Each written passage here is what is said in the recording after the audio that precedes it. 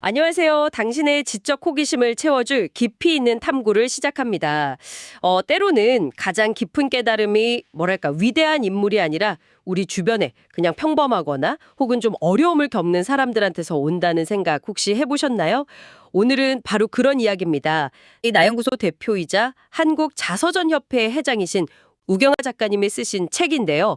수많은 사람 만남에 얻은 통찰을 담은 가장 큰 배움은 사람이다. 이 책의 핵심 내용들을 좀 파헤쳐 보려고 합니다. 네, 저도 아주 흥미롭게 읽었습니다. 정말 다양한 분들의 이야기가 담겨 있더라고요. 그렇죠. 작가님이 이 책에서 정말 여러 사람들의 삶 속에서 건져 올린 보석 같은 그런 지혜들을 소개하고 있거든요. 그래서 저희의 오늘 목표는요. 이 이야기들을 통해서 실패 속에서 다시 일어서는 법부터 시작해서요.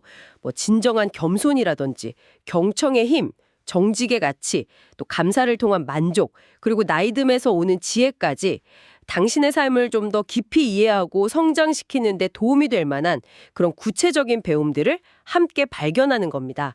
자, 그럼 바로 사람에게서 배우는 지혜 속으로 들어가 보죠. 첫 번째 주제는 실패인데요.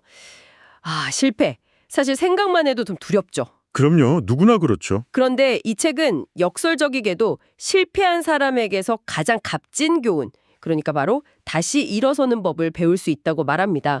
여러 사례가 나오는데 저는 특히 그 최 사장님 이야기가 기억에 남아요. 아, 그 분식집 창업하신 분이요? 네, 맞아요. 30대 쇼핑몰, 40대 카페 이렇게 연달아 실패하시고 거의 빚더미에 앉으셨다고 하잖아요. 그런데도 포기하지 않고 뭐 야간 경비, 대리운전까지 하시면서 결국 분식집으로 재기에 성공하신 거죠. 정말 대단한 의지죠. 근데 여기서 우리가 주목해야 할 점은 이분이 그냥 버틴 게 아니라는 거예요. 이전 실패를 철저하게 분석해서 거기서 교훈을 얻었다는 거죠. 교훈이요? 네. 예를 들면, 내가 너무 과욕을 부렸구나. 고격을 더 세심히 봐야겠다. 문제가 보이면 바로바로 개선해야지. 이런 식으로요. 이런 실패 경험이 뭐랄까, 다음 도전의 성공 발판, 일종의 데이터가 된 거죠. 이게 실패를 대하는 아주 건설적인 태도라고 봅니다. 맞아요. 실패를 그냥 끝으로 본 게 아니라 과정으로 보신 거네요. 그러고 보니 수능 4번 치른 김군 이야기도 비슷한 맥락 같아요. 그 의대 합격한 학생이요? 네. 3번이나 실패했는데도 좌절하지 않고 오히려 그 이전 실패 원인 있잖아요. 뭐 약점 과목이라든지 아니면 좀 비효율적인 공부법이라든지 이런 걸 냉정하게 분석하고 방법을 바꿔서 결국 목표를 이뤘다고 하더라고요. 그렇죠. 실패가 나를 단단하게 만들었다. 이 말이 그냥 나온 게 아니에요. 그러니까요. 이 두 사례가 공통적으로 보여주는 게 바로 회복 탄력성이에요. 중요한 건 실패했다는 그 사실 자체가 아니라 그 실패를 어떻게 받아들이고 또 다음 행동으로 어떻게 연결하느냐는 거죠. 음. 실패를 통해 배우지 못하면 그냥 거기서 쓰러지고 마는 거지만 최 사장님이나 김군처럼 내가 왜 실패했지? 뭘 바꿔야 하지? 이렇게 질문하고 답을 찾아나가는 과정에서 성장이 일어나는 겁니다. 이게 그냥 막 막연히 긍정적으로 생각하자 이게 아니라요. 아주 적극적인 문제 해결 과정인 거죠. 그렇군요. 그럼 실패를 딛고 일어설 때 우리가 좀 구체적으로 생각해 볼 만한 단계 같은 게 있을까요? 책에서도 몇 가지 제안하는데요. 일단 첫 번째는 실패했다는 사실을 피하지 않고 인정하는 거. 1단계. 네, 인정하는 게 시작이죠. 그리고 감정적으로 막 자책하기보다는 좀 객관적으로 원인을 분석하고 2단계. 그렇죠. 그리고 맨정하게요. 그리고 다시 시작할 때는 너무 거창하게 말고 좀 작게 시작해보고 4단계. 부담 없이. 혼자 힘들어하지 말고 주변에 도움도 구하고 5단계. 그리고 무엇보다 포기하지 않는 거 6단계. 이런 끈기가 필요하다고 강조하더라고요. 진짜 실패는 성장의 재료가 될 수 있겠네요. 근데 이렇게 실패를 딛고 일어서는 과정에서 또 중요해 보이는 게 바로 겸손이라는 태도 같아요. 네. 아주 중요한 연결 지점이네요. 사실 실패하면 자존감이 좀 낮아지기 쉬운데 오히려 자신을 좀 객관적으로 보고 배울 점을 찾는 그런 겸손함이 필요할 수 있겠다 이런 생각이 들더라고요. 책에서도 겸손한 사람들에게서 배울 점이 많다고 하죠. 맞습니다. 근데 여기서 말하는 겸손은 그냥 뭐 자기를 막 낮추는 그런 소극적인 태도가 아니에요. 오히려 자신의 강점, 약점, 그리고 뭐랄까 세상의 광대함 같은 걸 정확히 아는 데서 오는 깊은 자기인식에 가깝죠. 자기 인식이요. 네. 책에 나오는 그 수조원대 자산가이신 대기업 회장님 사례가 참 인상 깊었어요. 저도 봤어요. 그분은 뭐 회의실에 가장 먼저 와서 인사하고 직원 식당에서 똑같이 줄 서서 식사하시고 심지어 청소하시는 분께도 존중을 표하면서 나는 운이 좋았을 뿐이라고 말씀하신대요. 와, 자신의 성공이 온전히 자기 능력 덕분만은 아니라는 걸 뭐랄까 본능적으로 아는 거죠. 진짜 대단한데요. 사실 지위가 높아질수록 오히려 더 낮아지기가 쉽지 않을 텐데 말이에요. 그렇죠. 그 노벨상 받은 과학자 이야기도 좀 비슷했어요. 세계적인 발견을 하고도 이거 혼자 한 게 아니다. 나는 그냥 작은 벽돌 하나 올렸을 뿐이다. 이러면서 공을 동료들한테 돌리고요. 맞아요. 알수록 모르는 게 많다는 걸 알게 된다. 이런 말도 하셨죠. 네. 그러면서 끊임없이 배우는 자세, 이런 태도가 정말 존경을 받는 비결이 아닐까 싶어요. 맞습니다. 이 두 사례가 겸손이 어디서 오는지를 잘 보여주죠. 타인에 대한 어떤 근본적인 존중, 회장님 사례, 그리고 또 지식이나 세상의 그 방대함 앞에서 느끼는 경외감 같은 거요. 과학자 사례. 아, 30년 경력의 목수 장인이 나무에게조차 고마워 잘 부탁해 라고 말한다는 이야기도 사실 같은 맥락입니다. 자신이 다루는 대상에 대한 깊은 이해와 존중, 거기서 나오는 겸손이죠. 그렇군요. 그리고 이런 겸손함은 자연스럽게 다른 사람의 말을 주의 깊게 듣는 태도로 이어지게 됩니다. 아, 네. 듣는 태도. 그러네요. 결국 겸손한 사람은 자기 생각만 옳다고 막 주장하기보다는 다른 사람의 의견이나 지식에 귀를 기울일 가능성이 높겠군요. 책에서도 겸손한 사람의 특징으로 잘 듣는다는 걸 첫 번째로 꼽았던 것 같아요. 네, 맞아요. 그 외에도 뭐 잘못이나 모르는 것을 솔직하게 인정하고 2. 늘 감사하며 3. 자기를 막 내세우기보다는 4. 계속 배우려는 자세 5. 늘 가진다고 하죠. 아, 이거 참. 높아지고 싶다면 오히려 낮추라는 역설. 곱씹어볼 만하네요. 바로 그 듣는 태도가 다음 주제인 경청과 직결되는 부분입니다. 말수가 적은데도 이상하게 사람들이 막 속마음을 털어놓게 만드는 사람들 있잖아요. 그 비밀이 바로 경청의 힘이라는 거죠. 맞아요. 딱 그 10년 단골 카페 사장님 이야기가 그랬어요. 네네. 손님이 막 하소연을 하는데 사장님은 그냥 그러셨군요. 이 정도 추임새만 넣으면서 조용히 들어줬다는 거 아니에요. 그렇죠. 근데 손님은 나중에 와, 진짜로 내 얘기를 들어주셨다면서 큰 위로를 받았다고 하더라고요. 사장님 본인은 별로 한 게 없다고 하셨지만요. 근데 그 별거 아닌 것 같은 들어주기가 사실은 굉장히 어려운 기술이에요. 어려운 기술이요? 네. 우리는 보통 들으면서 속으로 막 판단하거나 아니면 해결책을 찾아주려고 하거나 뭐 내 경험을 막 덧붙이려고 하거든요. 아, 맞아요. 저도 그래요. 그렇죠. 근데 진정한 경청은 그런 내 안의 소음기를 잠재우고 오롯이 상대방한테 집중하는 거예요. 상대방의 말, 그 표면적인 것뿐만 아니라 그 말에 담긴 감정, 그리고 그 감정 밑에 깔린 어떤 욕구나 바람까지 헤아리려는 노력이죠. 와, 표면 듣기, 감정 듣기, 욕구 듣기. 이렇게 단계가 있군요. 네. 그 20년 경력의 심리 상담자분이 상담 비결로 90% 듣고 10%만 말하기를 꼽았다는 것도 같은 맥락이죠. 그렇죠. 조언 대신에 아, 그랬군요. 그때 기분이 어떠셨어요? 이런 질문으로 공감을 표현하면 내담자가 스스로 답을 찾아가도록 돕는다는 거. 맞습니다. 사람들은 조언이 아니라 들어주는 것을 원한다. 이 말이 핵심이에요. 와, 정말 와닿네요. 판단하지 않고 그냥 들어주는 것. 그게 중요해요. 사람들은 자기 이야기를 충분히 하고 나면요. 신기하게 감정이 좀 해소되고 생각이 정리되면서 스스로 해결의 실마리를 찾는 경우가 많아요. 마치 그 동네 할아버지가 고민 상담하러 온 청년한테 그래서 네 마음이 어떤데? 이렇게 묻고 스스로 답을 찾게 도와준 것처럼요. 들어주는 것만으로도 치유나 성장을 도울 수 있다는 거죠. 와, 진짜 듣는 것의 힘이 대단하네요.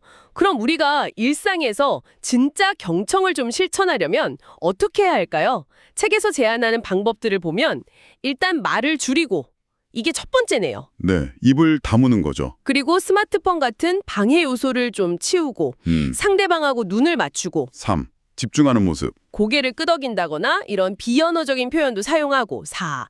내용을 확인하거나 감정을 읽어주는 질문도 던지고 5. 네, 확인하는 질문 중요하죠. 그리고 절대 중간에 판단하거나 평가하지 않고 6. 아, 이게 어렵겠네요. 제일 어렵죠. 그리고 상대가 말을 딱 멈췄을 때 바로 내 말을 시작하는 게 아니라 잠시 한 3초 정도 기다려주는 거. 네. 7. 이런 것들이 있더라고요. 네, 그 침묵을 견디는 것도 중요해요. 아, 이거 당장 좀 실천해봐야겠어요. 이런 경청의 태도는 결국 상대방에 대한 존중과 신뢰를 바탕으로 하는데요. 여기서 신뢰라는 키워드가 자연스럽게 다음 주제인 정직으로 연결됩니다. 네, 신뢰 모든 관계의 기본인데 그 신뢰를 쌓는 가장 확실한 방법이 바로 정직이라는 거죠. 때로는 좀 손해를 보는 것처럼 느껴질지라도 말이에요. 그렇죠. 책에 나온 그 중고차 딜러 이야기 저 진짜 인상적이었어요. 아, 솔직하게 다 알려준 분이요? 네. 보통 막 감추려고 하잖아요. 차의 단점들, 뭐 사고 이력이라든지 아니면 곧 교체해야 할 부품이라든지 이런 걸 먼저 솔직하게 다 알려줬다는 거잖아요. 맞아요. 단기적으로 보면 당연히 손해일 수 있죠. 그 차 안 팔릴 수도 있고 가격을 깎아야 할 수도 있고요. 그렇죠. 하지만 그 딜러분은 평생 고객으로 모시려면 정직해야 한다 이런 철학으로 그렇게 했고 결과적으로는 고객의 신뢰를 얻어서 거래를 성사시켰을 뿐만 아니라 나중에 문제가 생겼을 때도 책임지고 무상수리까지 해주면서 뭐랄까 장기적인 관계를 만들어 나갔죠. 와. 정직이 단기적인 손실을 충분히 상쇄하고도 남는 장기적인 이익, 그러니까 신뢰 자산을 만들어낸 대표적인 사례라고 할 수 있습니다. 신뢰 자산. 아, 정말 중요한 개념이네요. 그 수술 중에 실수를 솔직하게 인정하고 사과한 의사 이야기도 좀 비슷했어요. 네, 그것도 참 대단했죠. 보통은 숨기거나 어떻게든 변명하기 쉬운데 오히려 솔직하게 딱 인정하고 책임지겠다고 하니까 환자가 분노 대신에 신뢰를 느꼈다는 점이 와, 정말 놀라웠습니다. 그렇죠. 정직이 때로는 위기를 기회로 바꿀 수도 있다는 걸 보여주는 거죠. 그러니까요. 정직이라는 게 단순히 착하다, 이걸 넘어서는 의미가 있어요. 관계의 투명성을 높여주고 예측 가능성을 주기 때문에 상대방이 안심하고 관계를 맺을 수 있게 하는 어떤 기반이 되는 거죠. 기반. 실수를 하거나 좀 불리한 상황에 처했을 때 그걸 덮으려고 하는 시도는 당장은 위기를 모면하는 것처럼 보일지 몰라도 결국엔 더 큰 불신을 낳기 쉽거든요. 그렇죠. 들통나면 더 큰일 나죠. 맞아요. 반면에 솔직하게 인정하고 책임지는 태도는 뭐 일시적으로는 어려움을 겪더라도 장기적으로는 관계를 훨씬 더 단단하게 만들 수 있습니다. 듣고 보니 정직이라는 게 그냥 거짓말 안 하는 그런 소극적인 차원을 넘어서는 거네요. 불리한 상황에서도 진실을 말하고 또 책임을 지는 어떤 적극적인 용기까지 포함하는 개념이군요. 정확합니다. 그럼 우리가 일상에서 좀 정직하게 살기 위해 노력해 볼 수 있는 건 뭐가 있을까요? 책에서는 아주 작은 거짓말, 뭐 예를 들어 핑계나 빈말 같은 거 있잖아요.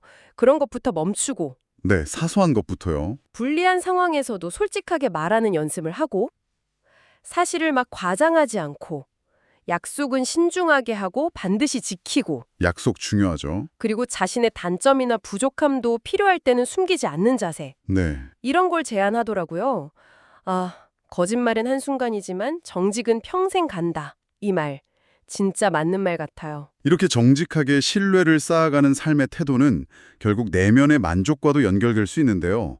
이 지점에서 감사라는 주제로 넘어가 볼 수 있겠습니다. 아, 만족. 네. 사실 우리는 가진 것보다는 없는 것에 집중하면서 불평하기 쉬운데 감사하는 사람들은 이미 가진 것들 속에서 만족과 행복을 찾는다고 하죠. 그렇죠. 저는 그 50년간 매일 감사일기를 썼다는 할머니 이야기가 참 기억에 남아요. 아, 네. 저도요. 뭐 오늘 날씨 좋음, 손주한테 전화 왔음, 밥 맛있었음. 정말 어떻게 보면 소소한 것들에 감사하시더라고요. 네, 그 할머니의 지혜죠. 불평하면 불행해지고 감사하면 행복해진다. 이 말이 핵심입니다. 심리학적으로도 감사가 긍정적인 감정을 증폭시키고 스트레스를 완화하고 또 삶의 만족도를 높이는 효과가 있다는 건 이미 많이 입증됐어요. 그렇군요. 중요한 건 행복이라는 게 외부 조건, 뭐 돈이 많다거나 건강하다거나 이런 거에만 달려있는 게 아니라는 거예요. 세상을 바라보는 내 안의 프레임, 그러니까 감사하는 태도에 의해서 크게 영향을 받는다는 거죠. 청년 이야기도 정말 큰 울림을 줬어요. 네, 맞아요. 처음에는 당연히 절망했겠지만 잃은 것, 그러니까 다리 하나 대신에 가지고 있는 것, 뭐 목숨이라든지 다른 건강한 신체 부위라든지 여기에 초점을 맞추고 감사하기 시작하면서 오히려 더 행복해졌다는 고백이 와, 정말 놀라웠어요. 네. 그리고 그 월세방에 살면서도 건강이나 뭐 서로의 존재 이런 것에 감사하면서 행복을 느끼는 부부 이야기도 마찬가지고요. 그렇죠. 돈이 많아서 행복한 게 아니라 감사해서 행복하다. 이 말이 진짜 정답처럼 들렸어요. 이 사례들이 보여주는 건 행복과 만족의 기준이 뭐 절대적인 게 아니라 상대적이라는 거고요. 무엇보다 내가 지금 무엇에 초점을 맞추느냐에 따라 달라질 수 있다는 거죠. 초점. 남들과 비교하면서 부족한 걸 찾기 시작하면 사실 끝이 없잖아요. 그렇죠. 비교하면 한도 끝도 없죠. 맞아요. 하지만 지금 내가 누리고 있는 것들, 어쩌면 너무 당연하게 여겼던 것들의 가치를 다시 발견하고 감사하는 순간 행복은 이미 내 안에 있다는 걸 깨닫게 되는 거죠. 그럼 어떻게 하면 우리가 좀 감사하는 습관을 기를 수 있을까요? 책에서는 감사 일기 쓰기, 나 뭐 고맙습니다라는 말을 자주 표현하는 것 외에도 건강이나 가족처럼 당연하게 여겼던 것들을 좀 의식적으로 다시 돌아보고 없는 것 대신에 있는 것에 집중하고 남과 비교하는 습관을 멈추고 비교 멈추기 중요하죠. 심지어 힘든 상황 속에서도 뭐 배울 점이나 작은 긍정적인 면을 찾아 감사하려고 노력하는 것 이런 것들을 제안하더라고요. 행복은 정말 소유가 아니라 감사에 있나 봅니다. 네, 그렇습니다.